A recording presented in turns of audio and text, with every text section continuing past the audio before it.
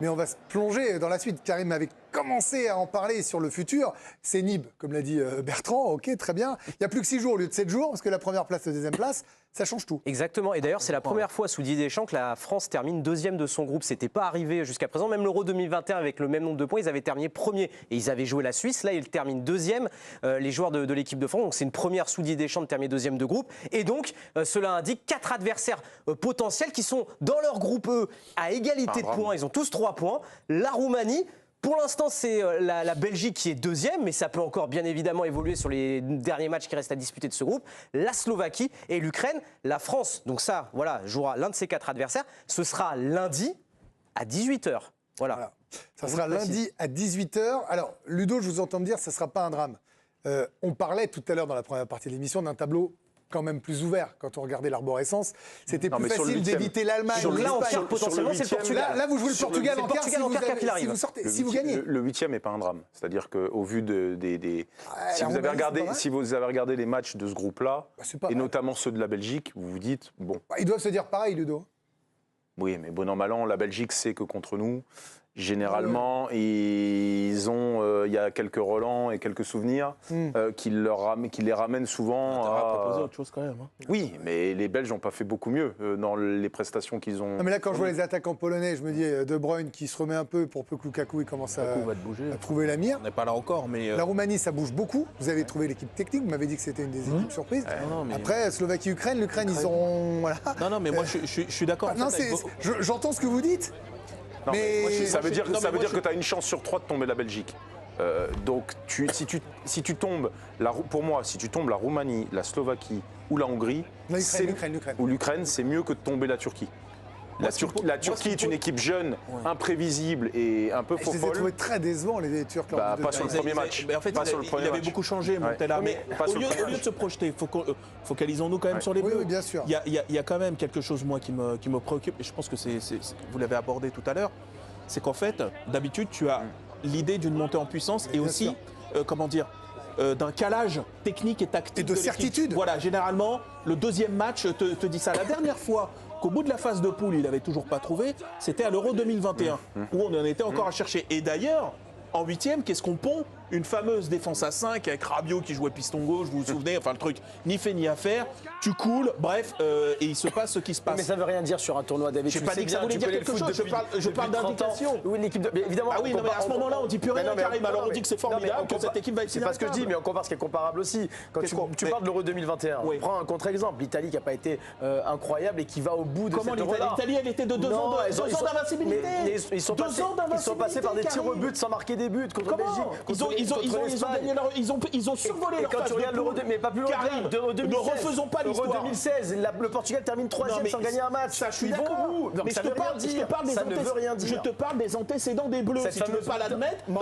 Ah bon, ben donc. Non, je ne veux pas l'admettre parce que cette montée en puissance dont tu parles, on s'en fout en fait. 2016.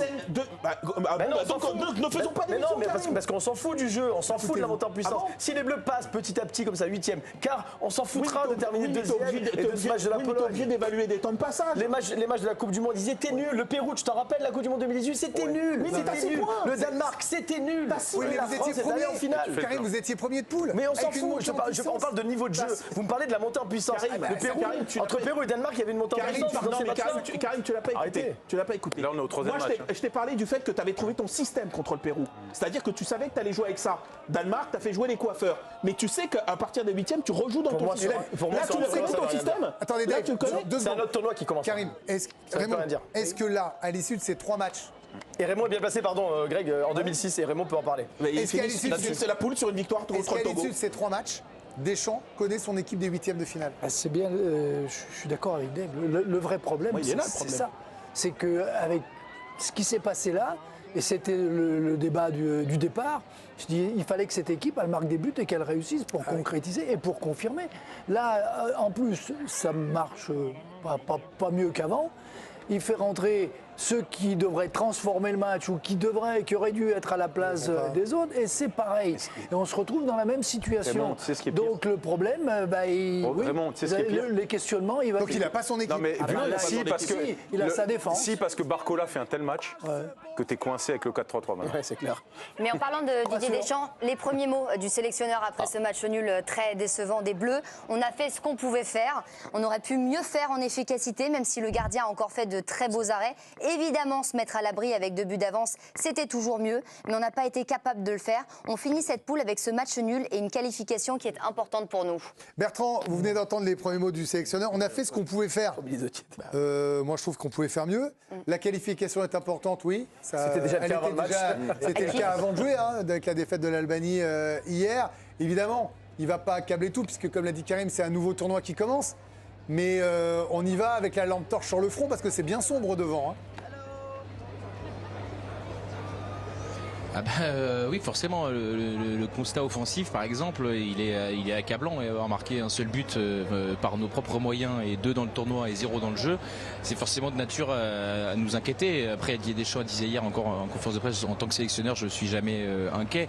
C'est des formules, ça, mais forcément qu'il doit y avoir tempête sous un crâne quand même, parce que il y a plein de secteurs, de chantiers qu'il va falloir régler, et il y a de moins en moins de temps pour le faire. Et c'est vrai que je ne suis pas d'accord avec ce que disait Karim. Effectivement, à la fin, on verra si ça va loin et tout, mais on est bien obligé d'analyser ce qu'on voit, et ce qu'on voit là est pas de nature à nous rassurer. Il y a quand même des aspects sur lesquels une montée en puissance est importante. Bon, Kylian Mbappé, il a le nez cassé et il a du mal à enchaîner les matchs. Là, il a réalisé seulement son 2e match de la partie. Devant, on marque pas. Griezmann, on sait plus quelle est sa place. Enfin, il y en a beaucoup quand même des facteurs et des raisons de s'inquiéter. Donc, s'il faut tout réunir pour aller loin, là pour le moment, on est vraiment loin du compte. Alors Bertrand, là, ça ressemble à un puzzle un peu compliqué à retrouver. C'est un 10 000 pièces là, quasiment pour Didier Deschamps, si vous me permettez la métaphore. Est-ce que vous pensez qu'en 6 jours, c'est jouable de retrouver l'ordre de ces pièces ? Oui, parce que de toute manière, on ne jouera pas non plus, d'après ce que j'ai compris, parce que j'ai pas tout le tableau en tête, parce qu'entre premier et deuxième, il y a beaucoup de choses qui changent, mais on ne va pas jouer la meilleure équipe du tournoi dans 6 jours. Donc, je ne suis pas encore définitif sur les chances des Bleus à l'issue de ces 8e de finale, et de se dire qu'on va droit au massacre. Je ne pense pas, vraiment pas. Mais j'aurais aimé qu'on fasse plus. Après, je vous entendais parler du système. Moi, je pense que le 4-3-3, il peut être intéressant, parce que Barcola, parmi les joueurs qui ont débuté, je trouve que c'était un de ceux qui a été le plus en vue. Il a fait des différences qui est quand même difficile à réaliser dans notre équipe, et pour une première titularisation dans un gros match, je trouve que c'est vraiment positif. L'entrée de Griezmann n'a rien bousculé, on va dire. Celle de Giroud non plus, donc peut-être que celle qui a débuté, ce sera celle qu'on verra en 8e de finale. Je ne serais pas totalement surpris. Commencer à bousculer des choses. Celle qui a commencé mener 1-0, jouer de la 40e minute à la 65e, c'était pas mal. C'était mieux. Voilà, il y a eu 20 minutes de bon foot. Non, mais c'est mieux que sur la fin, non ? Franchement. Et je sais pas, moi, puisque tout est de la faute tout le temps des joueurs, et que finalement on a loué le management de Didier Deschamps pendant des années sur la manière dont il conditionnait les joueurs, et aujourd'hui on balaye ça d'un revers de la main en disant non, les choix qui ont été faits sont les bons choix finalement. On se dit les rentrants finalement ils ont eu une demi-heure, ils ont été une demi-heure pour s'exprimer, puis bon, et puis finalement on a le droit de dire que les rentrants n'ont pas été bons, c'est notre métier. On a le droit de dire aussi que ce match-là, dans la préparation, peut-être qu'on aurait pu faire différemment pour remettre certains en confiance, pour faire souffler d'autres. Peut-être que ça aussi on peut le dire aussi de temps en temps. C'est pas tout le temps les joueurs. Ça fait un quart d'heure. Non mais les gars, vous mettez tout le temps tout sur les. C'est un ensemble. On peut parler des joueurs, on peut parler de l'entraîneur, on peut parler du contexte, on peut parler de tout. Mais non, mais si vous me dites. Non, mais là, vous me le faites à l'envers. C'est ce qu'on fait depuis 20 Non, mais si vous me dites que ceux qui ont joué l'heure de jeu, ils ont été flamboyants. Mais on n'a pas dit ça. Excusez-moi du peu. Ça fait 25 minutes qu'on est ultra sévère. 25 minutes qu'il n'y a pas un joueur qui ressort de l'eau. Si t'es l'équipe de France et que tu joues contre eux. Et on a dit que les entrants étaient pas bons. Vous avez vu le niveau abyssal. Vous avez vu le niveau abyssal de cette équipe de Pologne. Oui, mais donc me dites pas qu'on a joué entre 45 et 60 minutes. On a joué un quart d'heure bien et que c'était formidable. Et que c'est cette équipe-là qui méritera maintenant d'avoir. Personne n'a parlé de mérite. Si vous dites, il faudra commencer avec cette équipe-là. Écoutez-moi, personne n'a parlé de mérite. Bertrand a juste dit qu'il ne serait pas étonné si c'était cette équipe-là qui démarrait. Il n'a pas dit cette équipe-là mérite. La nuance est importante. Dans l'idée du staff, non, moi, ce que j'ai compris, c'est que les entrants, ils ont été nuls et qu'eux, ils sont morts, ils sont à la cave, en fait. En tout cas, ils auraient pu montrer à Deschamps qu'il y avait autre chose. Alors là, on va reparler des joueurs. On va avoir un conseil de classe et on va vraiment parler de Mbappé parce qu'on a. Rendez-vous compte, on n'a pas prononcé son nom encore. Il y a beaucoup de choses à dire. Il y a un but, mais il y a beaucoup d'occasions ratées. Bertrand, je vous laisse répondre sur ce qu'on vient de dire. Et puis après, on regarde l'arborescence avec Raphaël pour se projeter dans ce tournoi. Allez-y. J'ai l'impression de parler français, mais je vais me répéter pour que Ludo comprenne tout. Je les ai trouvés quasiment tous mauvais cet après-midi. Je ne peux pas être plus clair que ça, hormis quelques éclaircies, comme Barcola. Une fois qu'on a dit ça, si l'équipe d'aujourd'hui était décidée par Didier Deschamps, qui considérait que ceux-là étaient les meilleurs pour verrouiller cette première place, chose qui n'a pas été obtenue. Parmi ceux qui ont été les moins bons, il y a les milieux de terrain. Ce qui ressortait des 2 premiers matchs, c'était que Rabiot était flamboyant, que même en revenant de blessure, il était bon. Et là, ça n'a pas été le cas. Donc Rabiot, il ne sera pas contesté. Il ne sera pas contesté non plus. Parmi les bonnes nouvelles, il y a Barcola, donc je ne verrai pas de raison de l'enlever non plus. Et tu ne vas pas enlever Dembélé et Mbappé, je pense, vu ce que fait Deschamps depuis le début du tournoi. C'est pour ça que je te dis que je ne vois pas de métamorphose à venir pour les 8e de finale. Je peux me tromper, là on est à chaud, on n'a évidemment aucune info, etc. Mais malgré ce match-là, vu que les entrants n'ont rien bousculé, c'est-à-dire que si Griezmann cet après-midi a fait une passe D, un but, avait été flamboyant, ce serait dit, bon, c'est quand même notre meilleur joueur depuis 10 ans ou presque, peut-être bien de le remettre. Mais là, ce que je l'ai vu faire cet après-midi, je suis pas sûr que ça ait fait changer d'avis Didier Deschamps, qu'il avait lui-même mis sur le banc à l'amorce de ce match contre la Pologne. C'est tout ce que je dis en fait. Non, mais je dis pas plus que toi. Je te dis simplement que, comme on en parlait un peu hier soir, ça va se jouer entre Tchouaméni et Griezmann sur les prochains matchs. Et je ne trouve pas que Tchouaméni marquait plus de points que Griezmann sur ce match-là. C'est tout ce que je dis, c'est que ça met de l'incertitude sur la composition de notre milieu de terrain pour le 8e de finale. L'Euro, c'est les législatives. Juste pour illustrer tout ce que vous disiez en plateau sur le manque d'efficacité offensive de l'équipe de France, c'est une stat qui nous interpelle. La France n'a converti aucun de ses 53 tirs dans le jeu.